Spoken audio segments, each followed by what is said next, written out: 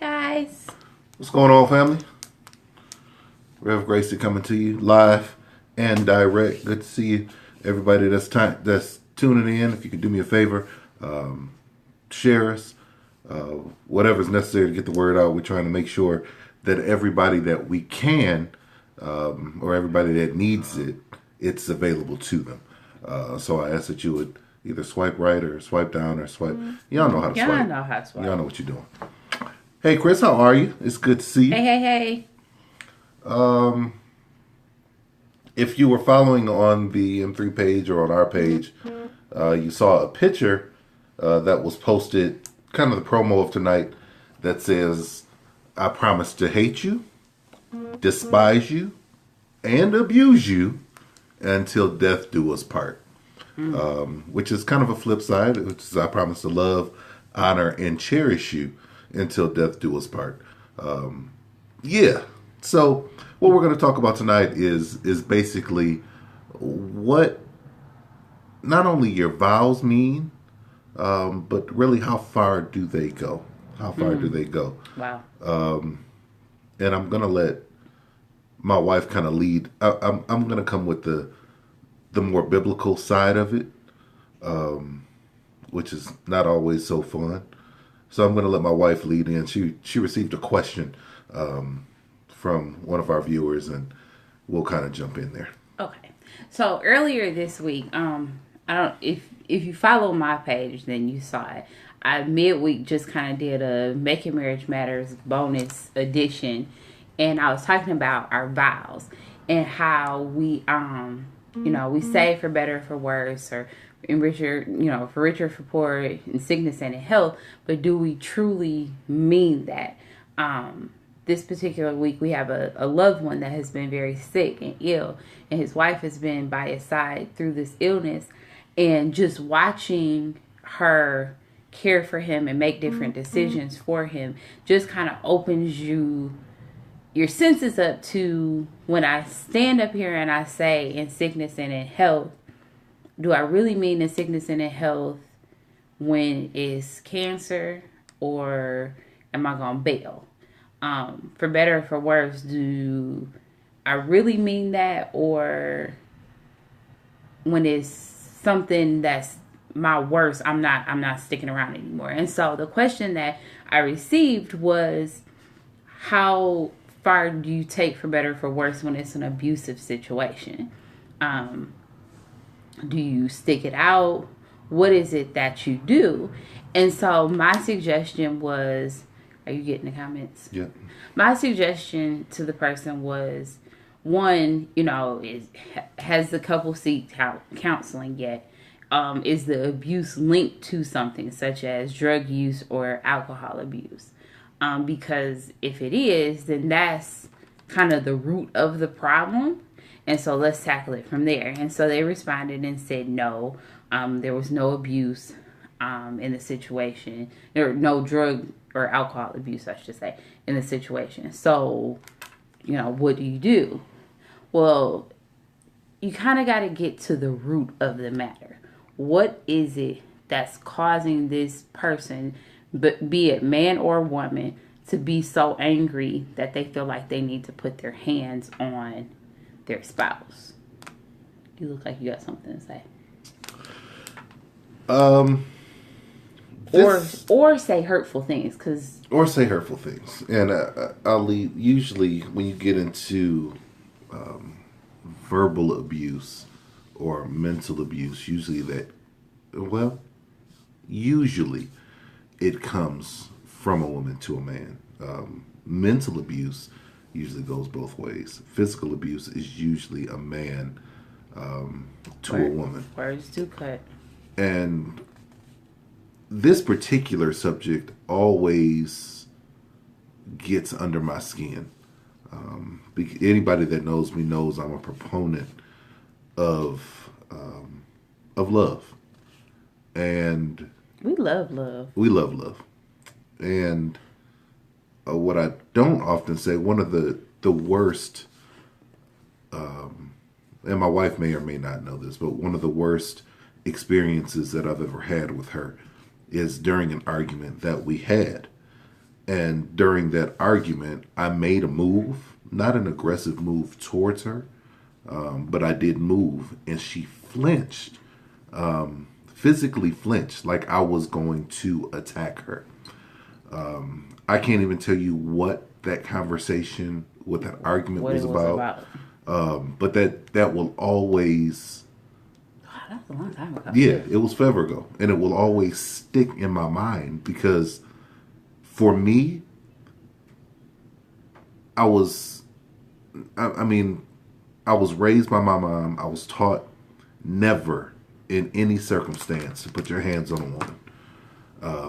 It's just not something that you do as a man. If you're going to be a man, then be a man. Well, when she flinched, it almost made me more angry that she would think that I would even fathom putting my hands on her. And it changed the conversation from that point forward. Like I said, I can't remember what we were arguing about, but the argument from there went from whatever it was to, I can't believe you would even think that I will put my hands on you. What type of person do you take me for? What type of man do you think that you're talking to? Without knowing her past history or anything like that, I was angry, and I was infuriated. To be honest with you, it was to the point where I was like, I can't even believe that you would even, And I will add to this. Okay. This was very early in our relationship. We were. This is very early on in our relationship, and in a past relationship, the situation wasn't always kosher, and there was times where there was some physical contact involved, not with him. That thing is flinching in your head. But and I don't like a man that will put his hands on a woman. So with that being said, it's certain things that at that point, because we were so early in our relationship, there were trigger points that if you moved a certain way, or if I knew things were getting a little heated, and television and society has made it easy for women to believe that men will put their hands on them. Yeah. As our job as men, it's my job to protect. Yeah. So if I'm going to protect, I can't harm at the same time. Right. So whenever you talk about abusive relationships, because I'm so far from it, it automatically makes me kind of go into a place that's kind of dark in my life, because I don't really even understand the mindset of somebody that thinks it's okay to abuse somebody they love. That being said, the only way that I can attack it is to attack it as a Christian. Doc, if you only knew, the Lord has delivered me. Oh, Jesus, we done come a mighty long way. Lord, and we got a mighty long way to go. Mighty long way to go. Sometimes I think I stopped being so physical because I just got too old to fight. It's just a fight now, man. It's just not worth it. So a fight now ain't like a fight used to be. No. People don't fight no more. I used to fight for fun. Okay. Stay on course. When I think of this, I can only attack it from a biblical standpoint. And what I am going to say next is not going to be popular. It is not going to be easy to swallow. It is not going to be something that is easily taken. It may offend some people. It may rub some people the wrong way. And I may lose some people. But my job as Reverend Gracie, now that I have that title, now that God has placed it upon my life to share what the Word of God says, I can only give you advice based upon what Scripture says. So that being said, when dealing with situations that are not so good, abusive situations, if you have now trust me, I've had some male friends in abusive situations. And I kind of smirk a little bit because you don't hear about it often. Don't smirk. I mean, but when they first said it, I was like, Doc, man, come on. It's not that bad. But verbally, I have seen a woman slice, cut, dice, Ooh-wee. dissect, and leave men basically as a lump of mush. Yeah. And I never. They can be lethal with their vocabulary. Exactly. There you go. Exactly. Lethal with their vocabulary. That's an excellent way to put it. Now, God be praised, I didn't marry I married a mouthy woman. But I didn't marry a verbally attacking woman, and there is a difference, and maybe we'll get into that also. Okay. But there's definitely a difference there. But when dealing with abuse in your relationship, I think it's necessary, first of all, to seek the word of God. Exactly. Now, this is strictly for people that have already made a vow to God. If you in an abusive relationship and you ain't took no vows, get out. Get out immediately. There's no unless God himself has physically told you, you gotta stay. This is where you're supposed to be. Leave. Yeah. Do not stay in a physically abusive relationship, a mentally abusive relationship, a spiritually abusive relationship. Do not stay in any type of abusive relationship if you are not married. Exactly. If you are not married, there are no vows there. You ain't make no promise to God. You ain't make no promise to God. Now look, this is stepping out. I don't care if you have a child with him or her. You still didn't make no vow. This is not. You have to leave for the protection of you and your child. Get up, get out, and get something. Exactly. So I say that first and foremost, with all diligence, leave. But if leaving is no longer an option, what do you do? Exactly. If you've made vows, and like I said, we're going to have to go over a vow scope, because vows are not just between you and your wife. Didn't we do a vow scope? We started it and we didn't finish it. We didn't go all the way into it. Okay. Maybe that'll be next week. Vows are not just between you and your wife. It's not something that you do just because it's the wedding day and it's what's expected of you. Vows are a covenant between you, your spouse, and your God. Exactly. Now, when you make a covenant with God, you cannot break it.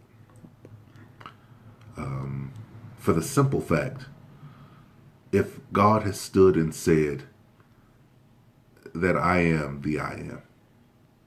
You got your real preacher voice on, I'm sorry. If do I really? Yeah, God. If maybe it's just the way I say God. God. If God Sorry. speaks to you in that manner, and when he said to Moses that I am the I am, he wasn't saying that because he had a lack of vocabulary. He wasn't saying that because he didn't know how to represent himself. He was saying that because, yeah, absolutely. He was saying that because whatever you can fathom, whatever you need, whatever you are lacking, that's what I am. I am that. So when you're in that situation, you have to realize that not only are you fighting for your marriage, even if your spouse is pulling the other way. And the neat thing about a braid, and if you've ever braided hair, even if you pull one of the three strands away, if two strands pull the other way, it does nothing but tighten the braid. Right.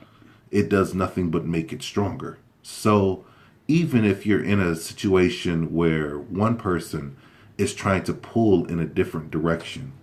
As long as you are on the same page as God, two is always greater than one. Exactly. Now, as far as abusive relationships go, there are plenty of women, plenty of men, but plenty of women that will tell you if you're in an abusive relationship, immediately leave. Now, for safety purposes, if he is beating your tail, you need to leave the house. You need to leave the home. Leave the home. You need to leave the home. Don't leave the marriage. Don't leave the marriage. Leave the And I'll to try to explain that a little better is put yourself in a safe position, but don't put yourself outside of God's will. Exactly. If you're in an abusive relationship, abuse is when you say you say I do to a lot that you don't realize, and that is a challenge. It is a challenge for some women. And I think it's a challenge because the abuse is physical, and so if there's marks that can be seen, then instantly people tell you need to leave him. You gotta go. You need to leave him. Our stance is that you leave the home, yes, because you have to get to safety. But at the same point, you have to seek help so that you can help your marriage. And now this is, I counsel married people. Counseling, absolutely. I counsel married people. I counsel single people. But in all of my counseling, I have to bring God into the picture. Exactly. For the simple fact that He's the only one that can fix it. So, mental and emotional abuse, absolutely. If you are being mentally or emotionally abused, leave the home, but don't leave the marriage. Don't leave the marriage. And the reason I say that is because if God has put you in a situation, and this is tough for a lot of us. If God has put you in a situation, then it's for a reason. He's very intentional in everything he does. No physical scars at all. But there's mental baggage, emotional baggage that could take place, that will take place. So, at the same steps have to be made for emotional and what's the other one? Mental. The comment was a lot of times physical abuse comes with financial abuse, and the wife doesn't have the means to leave. And that particular situation, you might have to go crash on somebody's couch until things settle down a little bit. And okay, let me get to what I'm saying. Get to the word, and then we'll Bible bring the says, word. Right. The word of God. Romans 8:28, Paul's letter to the Romans, which is one of my favorite. First of all, Romans is one of my favorite books of the Bible. Romans 8:28 through 39 is by far my favorite scripture of the Bible. Besides John 3:16, we got to get through salvation. I love it. But Romans 8:28 literally says, and I'll give you the Reverend Gracie version. Can we give the actual version and then the Reverend Gracie version? Yes. I don't want nobody saying that we didn't change the Bible or nothing like that.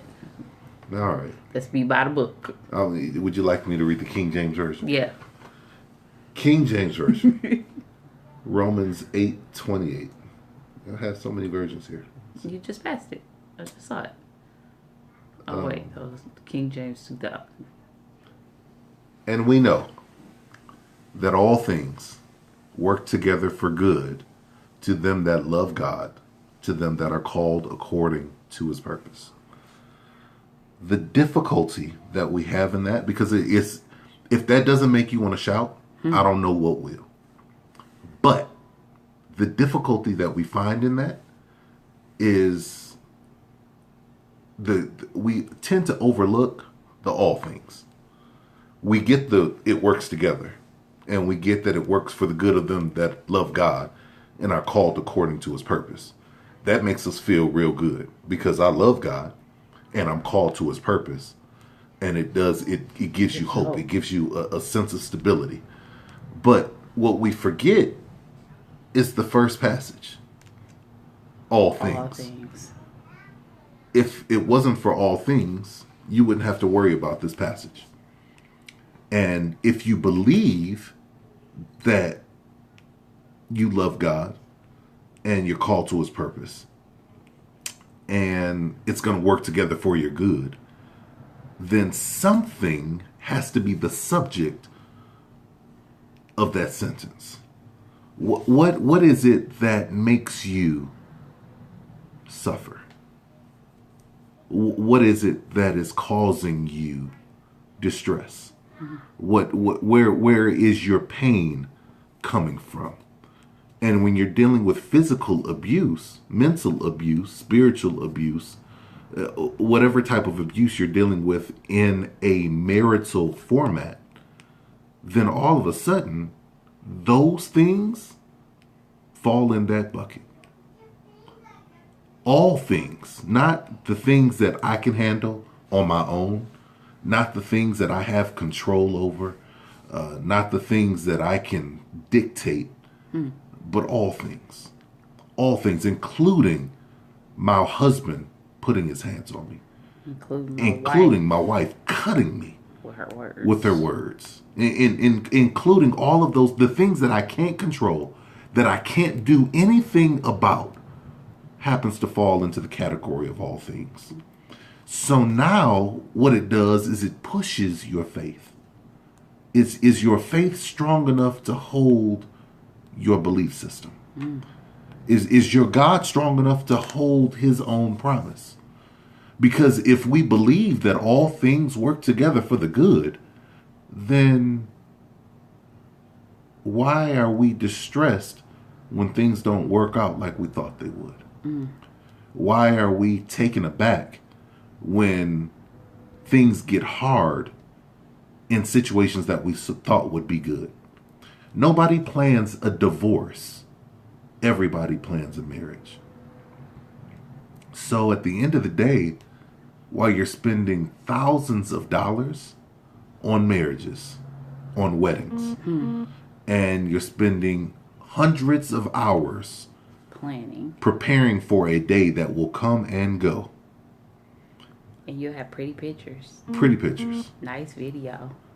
Have you pondered and paused to think what will happen if it doesn't go like I thought it would? What I'm sorry, Coach. I didn't. What do you do in a situation? I think that might have been the question. He'll probably chime clarify. back in. Yeah. Okay. So, even God's divorce from us came with a promise of reconciliation. Absolutely. Exactly. So, the way that I approach this issue is very different because, people will tell you, you deserve better. Now, even people in church, you are God's child. You deserve better than this.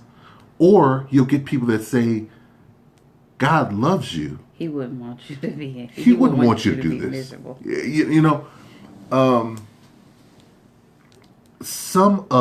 And I'm realizing that my darkest times, when you're refuses is it premarital or because if it's premarital, then you don't get married, and they refuse to get counseling, they're letting you know right now exactly who they are. Right. And if you decide to go before God and say, I do to this man or woman without premarital counseling, and they refuse to go, I don't want to hear it 6 months later in your current marriage. That's hard because it's hard to fix a situation when only one part wants help. And so, essentially, what you have to do, and this is just personal opinion, you go for counseling and you work on self and let God handle the spouse. And I am a firm believer that no matter how negative, nasty that my spouse can be, no matter Not negative, nasty. hush, no matter how bad it gets, It be mean. it is my job there. It's my job to hold the marriage. Marriage is not 50-50. Marriage, a successful marriage is 100-100. Yep. A struggling marriage may be 50-50. It may be 100-0. It breaks when somebody stops giving their all. Exactly. So if they won't get counseling now, go get counseling on your own. Mm-hmm. Make yourself a better person. Exactly. And literally love the hell Out of them. out of your spouse. Love. Martin Luther King said, "Hate can't conquer hate. Only love can do that." Exactly. Basically saying two wrongs can't make a right. So if you are, especially if you're the head of the household, if you're the man of the house, you set the tone for your house if you realize it or not. If you take the first step, and if you step out on faith and if you trust God enough, Right. and you do the things that are necessary in your life, I have a hard time believing that your spouse would not follow. Because eventually God's going to prick their heart. But even if they don't, you have to realize that you made a commitment not only to her, but For him. you made it to God. And it is your job as the man to love your spouse. You love your wife like Christ loved the church. And if we look at things, we're not always, when we do wrong things, we don't want to go to counseling. We don't even want to admit what we did wrong to God. But he still loves us. Exactly. In fact, he loved us before we even knew that we needed to be loved. Exactly. So the challenge as a man is to love your spouse unconditionally, which is altogether a whole nother scope. Yeah. We touched on it a little bit last Yeah, week. that's bananas. Find comfort in her wrongness. What if you're in a relationship? First one after a very hurtful one is their damage party. I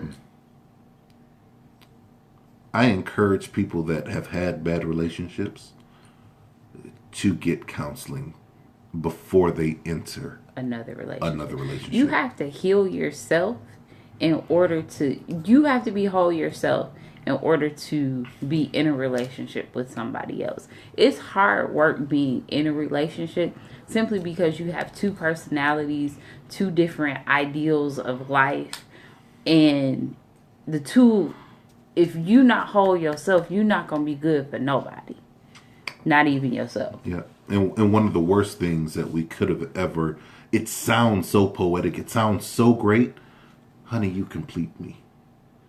If you're incomplete and you're looking to get into a relationship, you're looking to hurt the other person. Exactly. Needing completion from another person is scary in itself. Absolutely. Exactly. And sometimes it takes that long. It does. And there's no timetable on it. There's not. You know. The timetable is when you're ready. Exactly. Now, I will say, if you are in a relationship and y'all break up, March 30th and April 1st, you in another relationship, you haven't taken any time for yourself. I mean, that's not that long. Unless you started that healing process before you broke up. Well, Which happens. You're right. So what at the end of the day, when I'm asked, I can't speak for my wife, but whenever I'm asked about physically, mentally, verbally abusive relationships, I always go to Romans 8:28. And honestly, whenever I'm faced with hardships in my life, when things just aren't fair, when I feel like it didn't work out the way that I would have wanted it to, I have to remind myself, one, this isn't my plan. Right. Two, my plan failed a long time ago. So now I'm on plan B, which happens to be plan A from the beginning.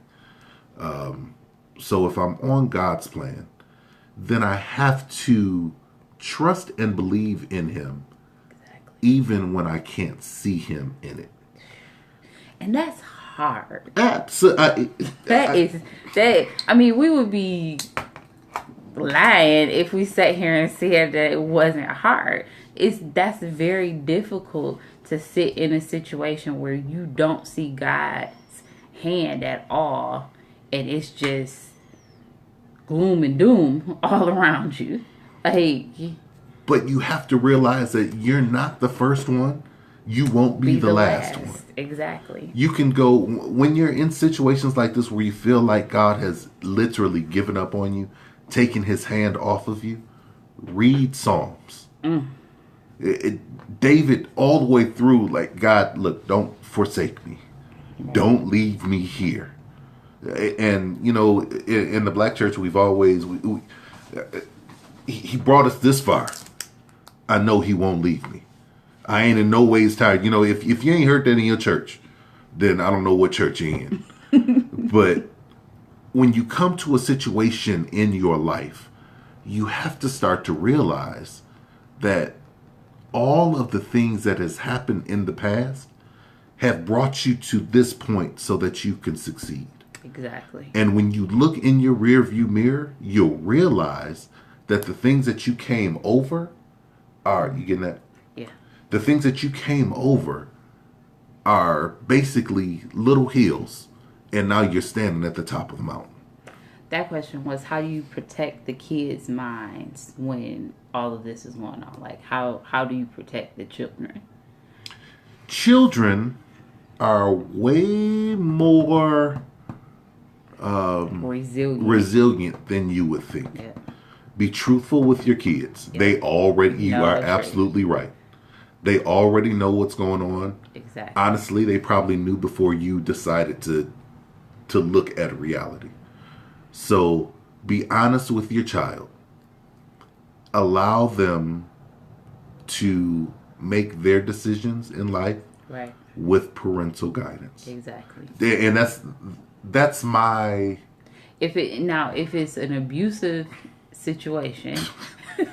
Yep. If it's an abusive situation, then of course you take the children with you when you leave, or send them to grandma and granddad's house, or godparents. We should do a scope on godparents, maybe, because that's an important one. Send them, somewhere where they're safe and they're loved for the moment, so that they're not in the midst of confusion. Don't subject your children to your foolishness. To grown folks' foolishness. Exactly. And they're not at grown folk maturity level. Exactly. They didn't ask for that. And you'd be surprised, because some of the children that we deal with are more mature than their parents. So they might have the answer for you. If you would quit doing such and such, mama, you might have a man. Oh, Lord. If you'd quit doing such and such, daddy, mama might stay in the house. Yeah. It comes to a point where... And don't take your kids with you with your foolishness. Please don't. I mean, I have a 3-year-old that is the most matter-of-fact, honest, brutally honest person. Very brutal. I've ever met in my life. Yes. And she'll hit you with the most... what's the word I'm looking for? Blunt and honest retorts that you'll ever meet. I mean, to the point where if I'm sitting there, man, I'm cold. Well, if you put socks and shoes on, daddy, you wouldn't be cold. You're 3. Leave me alone. You know, And the stuff she says, you can't get mad at her about it because it makes because good it makes sense. So don't despise the youth of your children, because sometimes they have better sense than Exactly. you. So that being said, I do want to at least leave you with the thought of living out Romans 8 and 28. If we're going to say that it's going to work out, we have to realize that the working out part is God's part. The all things part is what we're going through. Exactly. And if we didn't go through all things, he wouldn't need to work it out. Nope. So sometimes you have to go through just so you can experience just how great God is. and mighty and amazing and powerful and majestic God is. Exactly. I'm a firm believer that, at least in the African American church, we were probably closer to salvation, closer to God, when we were closer to slavery. Mm-hmm.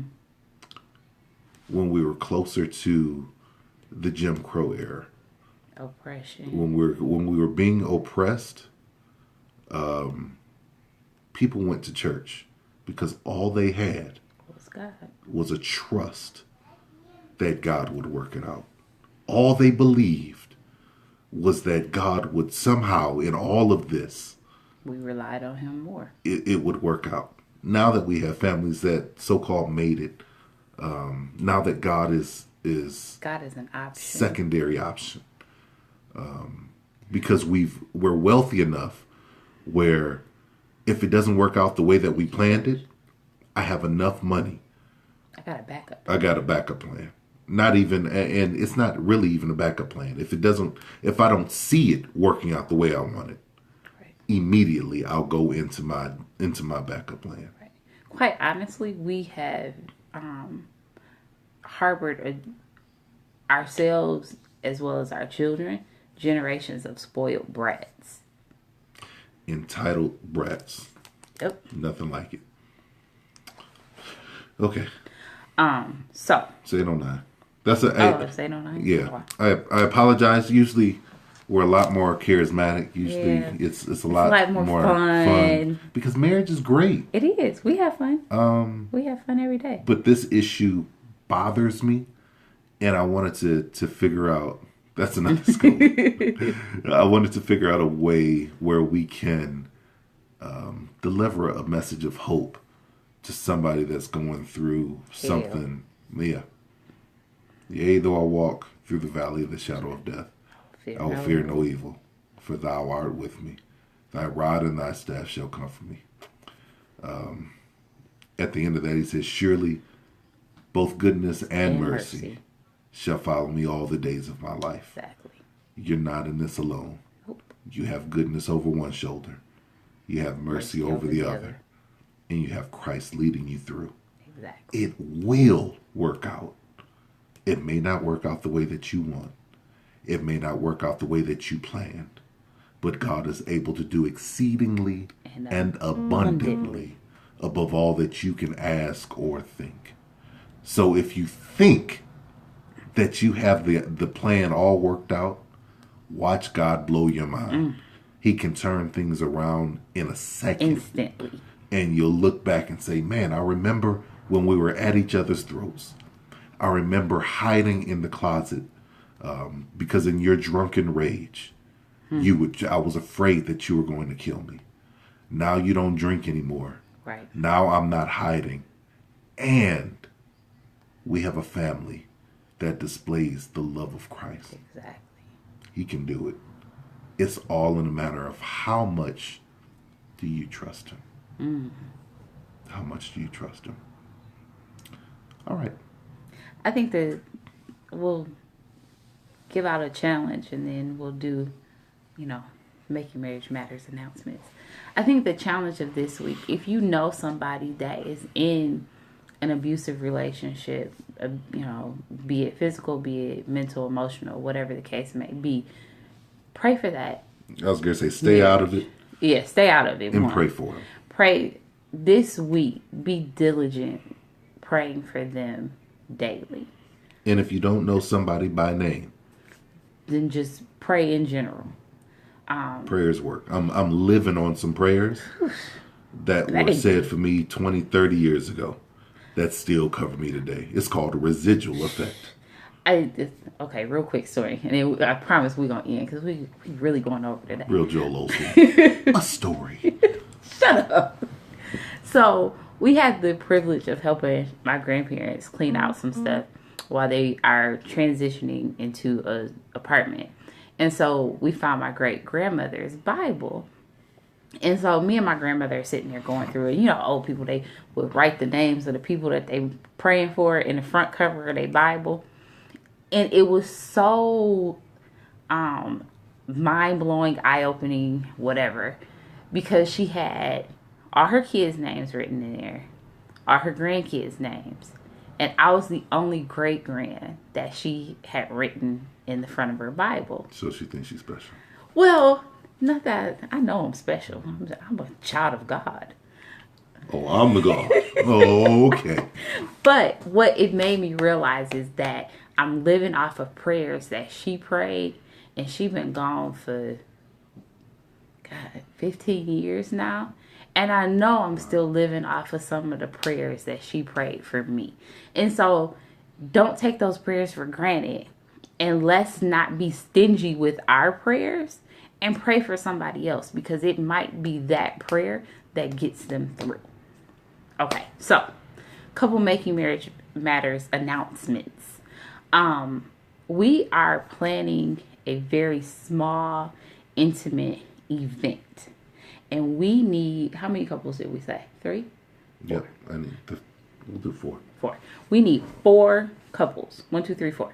4 that are available on May 14th. It's a Saturday from about 11 a.m. to around about 2. We'll say 2, give or take. You don't have to be from this area, but you would need to be able to get to Pontiac that day. So if you are available, or if you know somebody that is available, yes, at B&G. Hey. How you know? If you are available, Zinky or you scared me. know a couple that is, she said, because I know, or you know a couple that Sound like is a genius. available, please contact us and let us know, because we need 4 couples. I need 4 couples. Now look, I'm not selling you nothing. No, You don't have to buy anything. Nope, you ain't got to pay for nothing. Just You don't. come. I'm feeding you. Right. The only thing that I need is your knowledge and your time. feedback and your time. Yep. And that's literally all that we need. That's it. Because we want to, when building a ministry, we want to make sure we're building it for the audience that needs it. Exactly. So it's really a think tank. Real talk though, Z, we'll talk to you offline. yeah, because I might need you there. Yeah. I was thinking about Trey that. can't come. Yeah, Trey can't come. But No, they do not have they to do be not married. have to be married. Seriously dating, Seriously, yeah. but Seriously dating is a must. yeah. But They don't have to do be not married. have to be married, because part of making marriage matters. It's helping to It's helping people build. that are not married to build a healthy marriage before they jump in And then say, try to this fix is, something. This is too much. Right. So no, they do not have to be. Thank you. That was an excellent question. That was an excellent question. So yes, if it's you or if you know somebody, we need 4 couples. The first 4, we'll take. Exactly. We'll do it that way. So you can contact us on Facebook. You can email us revgracie@gmail.com or Jayla Gracie JaylaGracey @gmail.com. Or you can find us on Facebook. On the M3 On Making the Marriage yep. page. If you have not liked the M3 Making Marriage Matters page, please go out and like Please it. do so. Yeah, It's just the polite thing to do. right. I think that's it. That's it. So we love y'all. Love you. Praying for all of you. Yeah. Go to somebody's church tomorrow. Exactly. Praise the only true and living God. Amen. If they're not talking about Jesus, find a new church. In the name of Jesus. Love y'all. Dos.